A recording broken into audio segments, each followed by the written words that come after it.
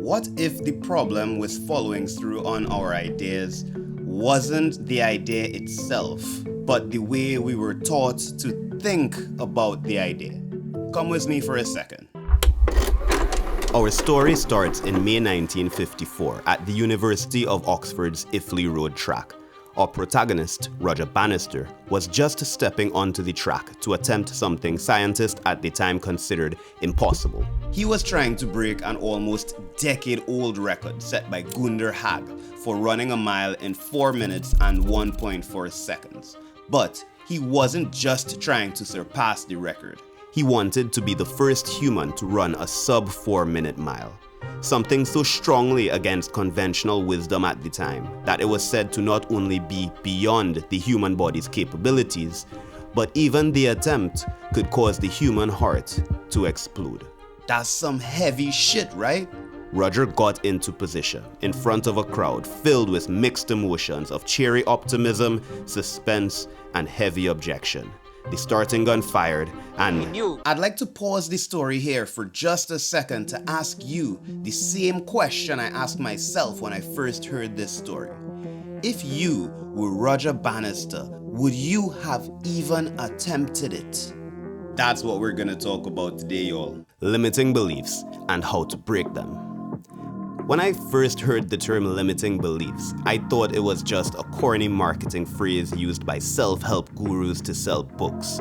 But the further I looked into it, the more I realized it just means the stories that we tell ourselves. Good stories like I'm a kind person, I'm good with money, or bad stories like I don't fit in anywhere.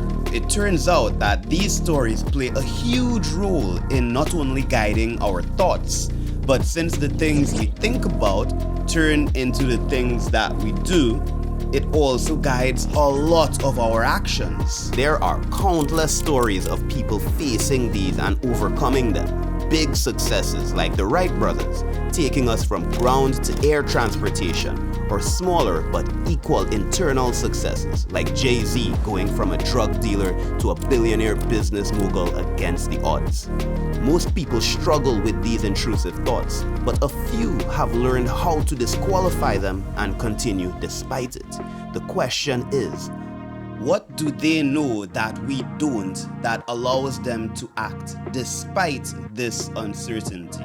Before we can get to breaking limiting beliefs, we first need to understand where do they come from. Story time. So about 5 years ago, I was asked by my then supervisor to perform a rap song on stage in front of over 1,000 people in Japanese. I lived in Japan at the time, but I was nowhere near fluent enough to do something like this.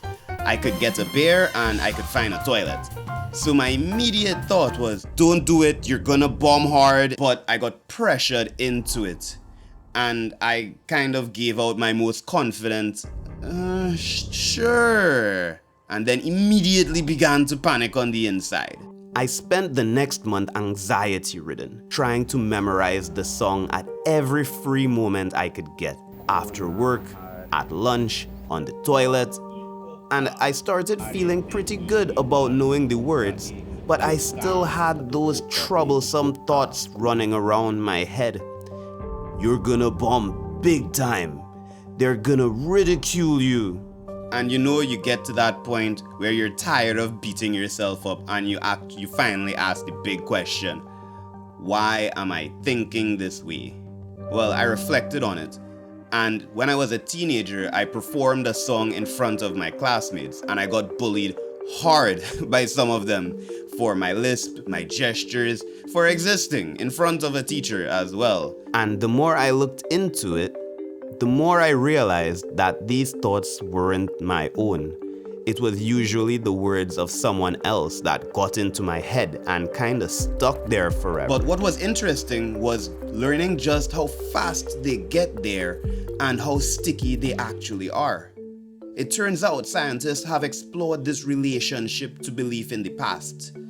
In an experiment called the Clinging to Belief experiment, scientists asked a group of students this question. Would you be able to tell the difference between a fake and a real suicide note? They then split into two groups and gave them the notes and had them select which they thought were authentic and which they thought were fake. And at the end of it, the scientists told them one of two things. Either they were really good at this and gifted, or they performed poorly and they weren't really good at detecting the difference. Here's where the experiment gets really interesting though. Researchers told the students that the scores were entirely random and predetermined, and that the experiment was really to test their reactions. And once the students thought the experiment was finally all over, the experimenters asked them how they thought they really did. And surprisingly, they went along with what they were told before. Those that were told they were excellent thought they got high scores, and those that were told they weren't so good guessed that they did pretty poorly. So why is this? Well, the researchers assumed that our brains quickly create reasonings for why we received the feedback we did.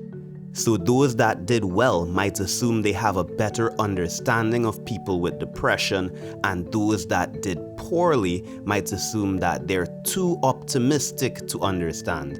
And even when given evidence to the opposite, the evidence still passes through that filter our brain created, and this is a problem. If within the time period of a single experiment, people are doubting their ability to relate to others' emotional experiences, something that would have taken an entire lifetime to create, then how are we supposed to really get out of these limiting beliefs, especially if we have been receiving information from our environment for our entire lives? Step 1. Identifying the beliefs. The insidious thing about beliefs are that they're a layer deeper than our thoughts.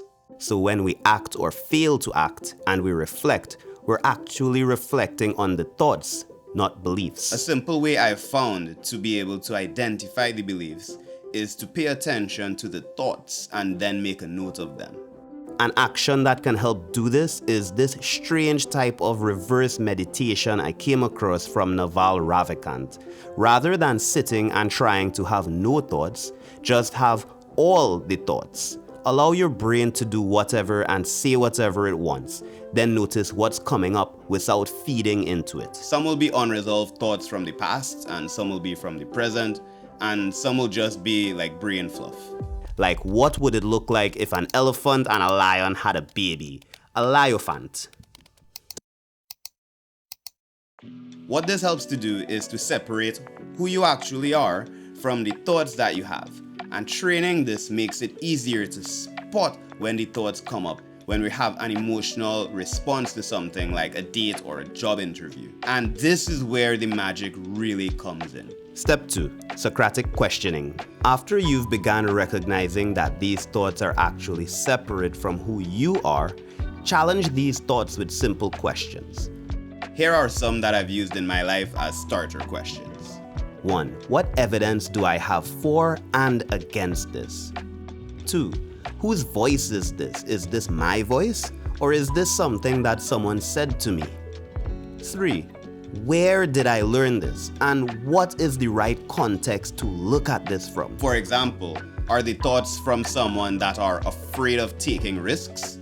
Or are the thoughts from secondary school, where people are young and just trying to prove themselves? After questioning, it's a lot easier to see just how many things inside of our own heads aren't ours and are just borrowed from people who sometimes wanted the best for us and people who sometimes didn't. But knowing this isn't really changing it, so how do we change them? Step 3. Changing these beliefs. Have you heard about the Pareto distribution? It's this weird mathematics concept created by a crazy smart Italian polymath, Vilfredo Pareto, that kind of reinforces what has more will get more and what has less will get less. And it applies to almost everything. The more successful you are, the more opportunities you get. The less successful you are, the less opportunities you get. The bigger the city, the more people it will attract. The smaller the city, the less people it will attract. The more money you have, the more attractive you are, the more of one animal in a given area, and so on. So how does this apply to changing limiting beliefs? Well, the way to change a belief about yourself is to act in a way that's challenging to the belief and gathering that evidence until it's internalized. So someone that's afraid of public speaking would go to something like a Toastmasters where they can practice this public speaking. And as they get better at it, good old Pareto kicks in and they continue to get better at it. Until their brain is unable to reason that they're not good at it anymore, and voila. This means though that unfortunately there's a period where there is emotional discomfort but almost no reward to doing the activity at the very beginning. And the way that I found to propel myself enough to get to the snowballing stage is this: reward the attempt, not the result. I'd speak up in front of others, raise my hand in meetings, and even if I completely bombed based on my own judgments, the attempt was the reward. And I made sure to let my brain know that. This is the same approach that our hero Roger Bannister at the start of the story used to even approach challenging contemporary thought. He went from winning multiple cross-country cups as a junior to training and winning at the collegiate level to challenging nationals and on to winning internationally before building up the belief that with just the right training, he could prove the impossible wrong. This is cultivating certainty, constantly affirming the small wins, building that momentum, and then using that momentum to cultivate bigger wins and more certainty. So what happened to Roger on that day? After the starting gun went off, Chris Brasher took lead to set the pace for Roger, who followed behind. Anxious to speed up, Roger started shouting at Chris to go faster, but Chris held his frame, knowing that Roger's anxiety to rush at the start could make him pay the ultimate price at the end. At about the 2-minute mark, Brasher fell away and let Chataway, Roger's second pacemaker, take the lead. As they're passing the 3/4 mile mark, the announcer calls out the time: 3 minutes, 0.7 seconds. Roger knew it was possible. Chataway led until the ideal moment when Roger darted past and went all out. He described feeling mixed emotions of joy and anguish, and having his mind pulling his body into each step. As he threw himself over the tape and fell into the crowd, his legs limp and body exhausted, he waited to hear the announcer confirm what he already knew was true. He'd set a world record-breaking time of just 3 minutes 59.4 seconds, literally overcoming the expectations of the human potential.